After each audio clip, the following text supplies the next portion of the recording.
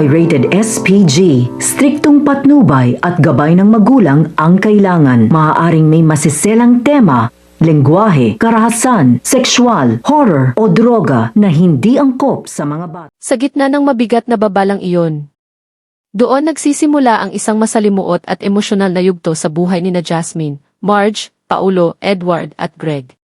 Isang yugto na puno ng pangamba, puno ng pag-asa, at puno ng mga desisyong maaaring tuluyang magbago sa kapalaran ng kanilang pamilya.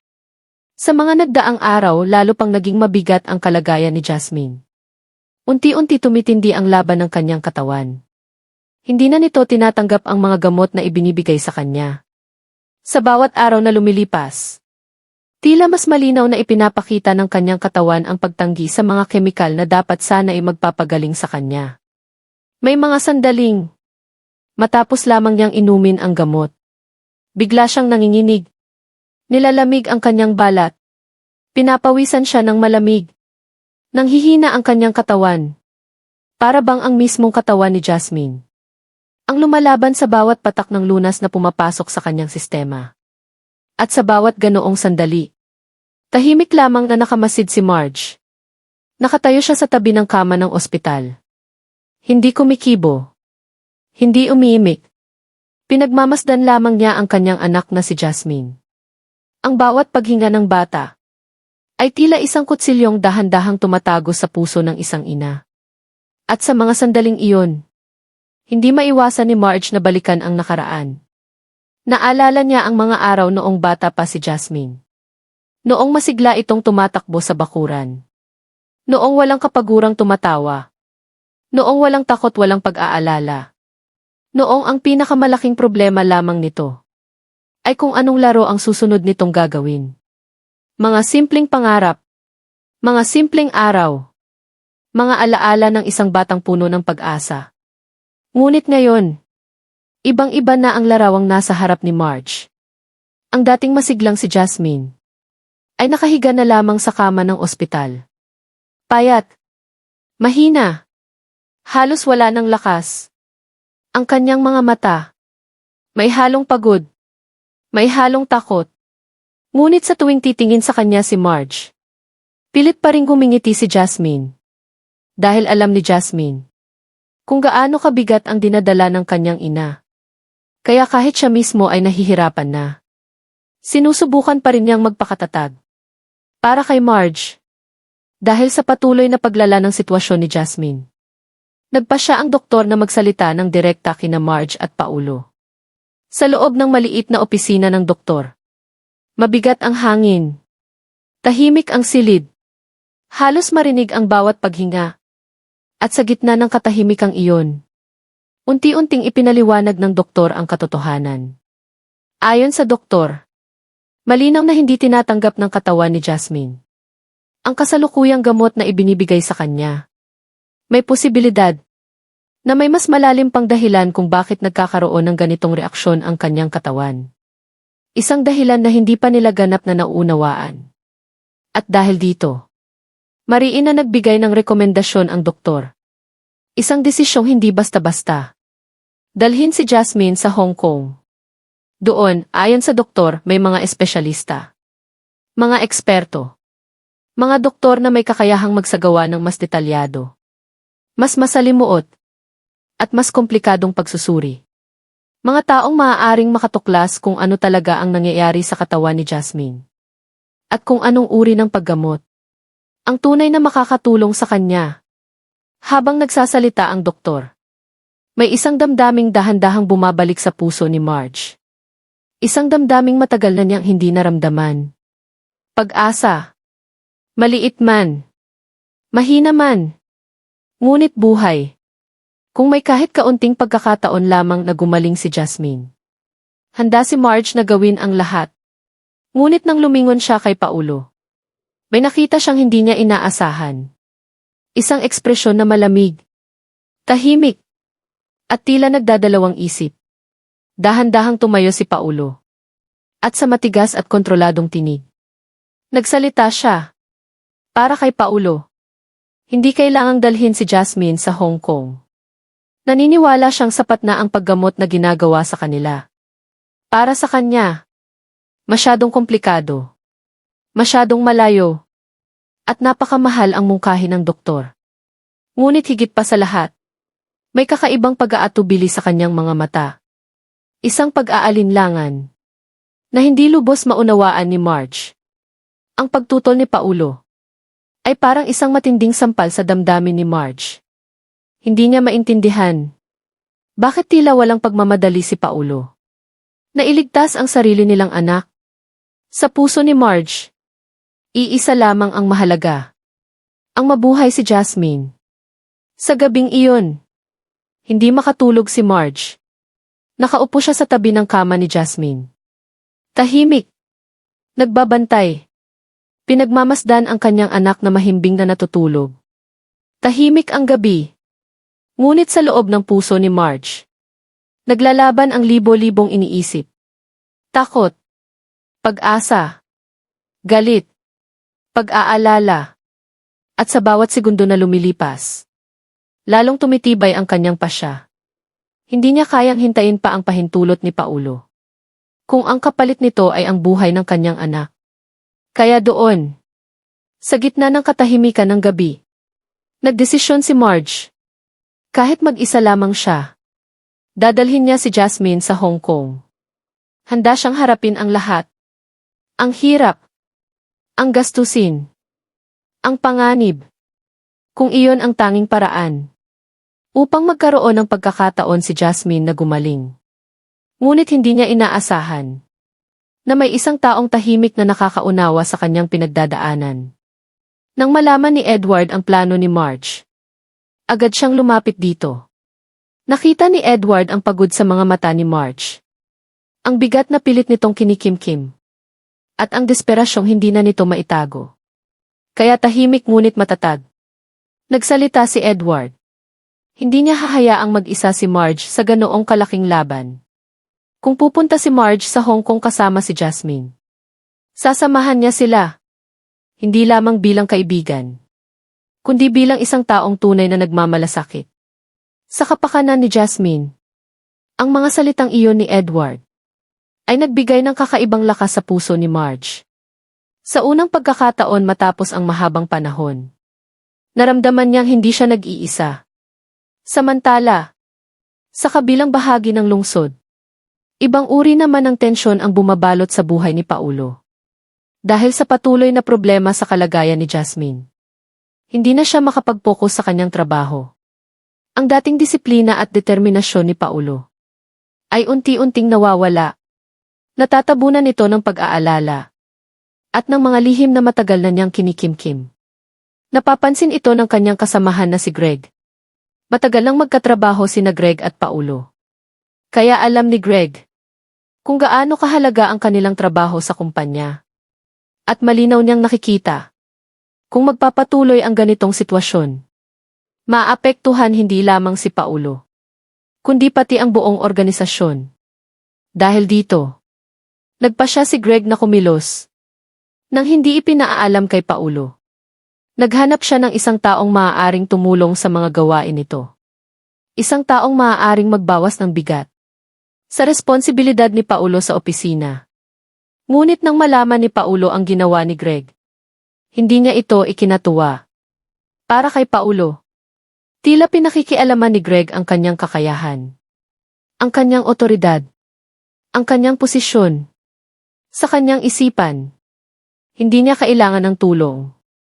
Para sa kanya, ang ginawa ni Greg ay isang tahimik na pagdududa sa kanyang kakayahan. Dahil dito, lumala ang tensyon sa pagitan ni Paulo at Greg. Ngunit sa ilalim ng galit ni Paulo, may mas malalim pang emosyon. Mga damdaming pilit niyang itinatago. Alam niya na hindi lamang trabaho ang dahilan kung bakit hindi siya makapag-focus. May mga takot, may mga lihim, at may mga tanong na matagal na niyang iniiwasan. Habang papalapit ang araw ng lihim na pag-alis ni Marge at Jasmine patungong Hong Kong, lalong umiinit ang tensyon sa pagitan ng lahat ng sangkot. Si Marge, handang suungin ang buong mundo para sa kanyang anak. Si Edward, handang sumama at maging sandalan sa pinakamadilim na sandali. Si Paulo, nahaharap sa sarili niyang mga takot at mga desisyong maaaring magbago sa kapalaran ng kanyang pamilya. At si Greg, na sa sarili niyang paraan ay sinusubukang panatilihin ang kaayusan sa gitna ng lumalalang kaguluhan. Sa likod ng lahat ng ito, nananatiling nakahiga si Jasmine. Isang batang babae na walang kamalay-malay sa lalim ng mga desisyong ginagawa ng mga taong nagmamahal sa kanya. Ngunit sa bawat tibok ng puso ni Jasmine, tila nakataya ang kapalaran ng bawat isa sa kanila. At sa gitna ng lahat ng ito, iisa lamang ang tanong na bumabalot sa kanilang lahat. Hanggang saan? Hanggang saan nga ba ang kayang isakripisyo ng bawat isa upang mailigtas si Jasmine? Sa pagsisimula ng bagong araw, hindi pa rin nawawala ang bigat na bumabalot sa buhay ni Marge, Jasmine, Paulo, Edward at Greg. Ngunit sa likod ng katahimikan ng umaga, may mga desisyong unti-unti nang nahuhubog. Mga desisyong maaaring magbukas ng bagong pag-asa o tuluyang magpabago sa direksyon ng kanilang mga buhay.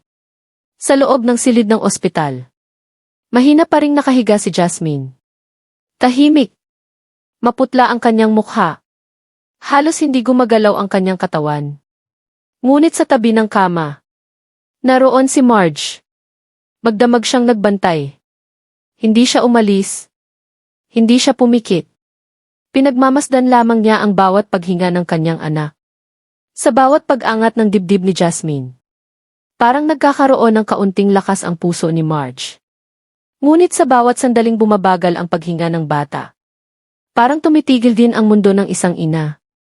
Dahan-dahang iminulat ni Jasmine ang kanyang mga mata. Napansin niyang naroon pa rin si Marge. Ngumiti siya kahit mahina. Mama, mahina niyang bulong. Agad na napayuko si Marge sa tabi ng kama. Hinawakan niya ang kamay ni Jasmine. Malamig ito. Mahina. Ngunit buhay. Gising ka na, anak, mahinang sabi ni Marge, pilit na pinipigilan ang luha sa kanyang mga mata. Tumingin si Jasmine sa kanyang ina. Sa murang isip ng bata ramdam niya ang lungkot na pilit itinatago ni Marge. Kaya ko pa po, mama, at bulong ni Jasmine. Ang simpleng pangungusap na iyon ay parang isang sibat na tumagos sa puso ni Marge.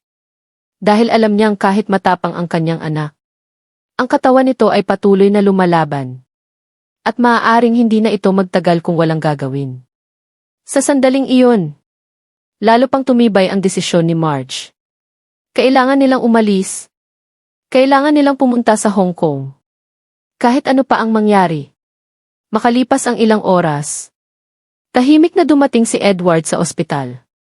Pagpasok niya sa silid, agad niyang nakita si Marge na nakaupo sa tabi ni Jasmine.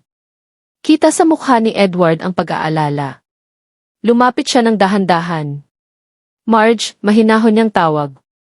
Paglingon ni Marge, nakita niya ang pamilyar na mukha ni Edward. Sa sandaling iyon, parang bahagyang nabawasan ang bigat sa kanyang dibdib. Lumapit si Edward sa kama ni Jasmine. Ngumiti siya sa bata. Hello, Jasmine, sabi niya ng malumanay. Mahina ring ngumiti si Jasmine. Alam niya na si Edward ay isa sa mga taong tunay na nagmamalasakit sa kanya. Pagkatapos ng ilang sandali ng katahimikan, tumayo si Marge at tumingin kay Edward. Desidido na ako, mahinang sabi niya.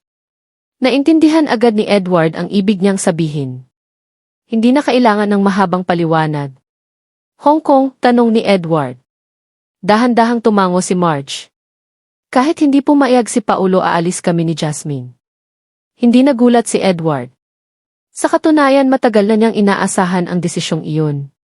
At sinabi ko na sayo, sagot ni Edward, matatag ang boses. Hindi ka mag-iisa. Saglit na natahimik si Marge. Sa loob ng mahabang panahon ng kanyang paghihirap. Ngayon lamang niya naramdaman na may taong handang sumuporta sa kanya ng walang kondisyon.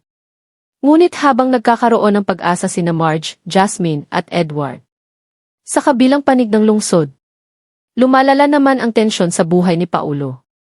Nasa opisina siya. Nakaupo sa harap ng kanyang mesa. Nakatingin sa mga dokumento ngunit hindi niya ito nababasa. Ang isip niya ay malayo. Nasa ospital. Nasa kalagayan ni Jasmine. Nasa desisyon ni Marge. Napansin ito ni Greg mula sa kabilang mesa. Matagal nang kilala ni Greg si Paulo. At alam niyang hindi ganito ang dati nitong pagkatao. Dating matatag si Paulo. Disiplinado. Matalino sa trabaho. Ngunit ngayon, parang may mabigat na anino na nakasunod sa kanya. Lumapit si Greg. Paulo, mahinahon niyang tawag. Nag-angat ng tingin si Paulo. Ano iyon? Malamig niyang sagot. Saglit na nag-atubili si Greg. Ngunit alam niyang kailangan niyang magsalita. Hindi mo kailangang dalhin lahat ng problema mag-isa, sabi ni Greg. Bahagyang kumunot ang noo ni Paulo. Hindi ko kailangan ng tulong. Tahimik na napabuntong hininga si Greg. Hindi iyon ang ibig kong sabihin, sagot niya. Ngunit bago pa niya matapos ang kanyang pangungusap, tumayo si Paulo. May kakaibang tensyon sa kanyang mukha. Greg, trabaho lang ang kailangan nating pag-usapan dito. Tahimik na napatigil si Greg. Sa unang pagkakataon nakita niya kung gaano kalalim ang tensyon sa loob ni Paulo. Ngunit kahit ganoon, may isang bagay na hindi alam ng lahat. Isang lihim na patuloy na bumabagabag kay Paulo. Isang lihim na may kaugnayan sa tunay na dahilan kung bakit ayaw niyang dalhin si Jasmine sa Hong Kong. Habang papalapit ang araw ng lihim na pag-alis ni na Marge at Jasmine, unti-unting nagiging mas mapanganib ang sitwasyon. May mga desisyong kailangang gawin. May mga lihim na maaaring mabunyag. At may mga damdaming maaaring tuluyang sumabog. Si Marge handang suungin ang mundo para sa kanyang anak. Si Edward handang maging sandalan sa pinakamadilim na laban. Si Paulo patuloy na tinatakasan ang sarili niyang katotohanan. Si Greg unti-unting napapansin na may mas malalim pang problema sa likod ng katahimikan ni Paulo. At sa gitna ng lahat ng ito, nakahiga pa rin si Jasmine. Isang batang babae na walang kamalay-malay na ang kanyang buhay. Ang sentro ng napakaraming desisyong magbabago sa kapalaran ng lahat. Ngunit ang hindi pa alam ng lahat, ang paglalakbay patungong Hong Kong, ay hindi lamang magdadala ng pag-asa. Maaari rin itong ilantad ang mga lihim na matagal nang nakatago. Mga lihim na kayang wasakin ang pamilya ni na Marge, Paulo at Jasmine.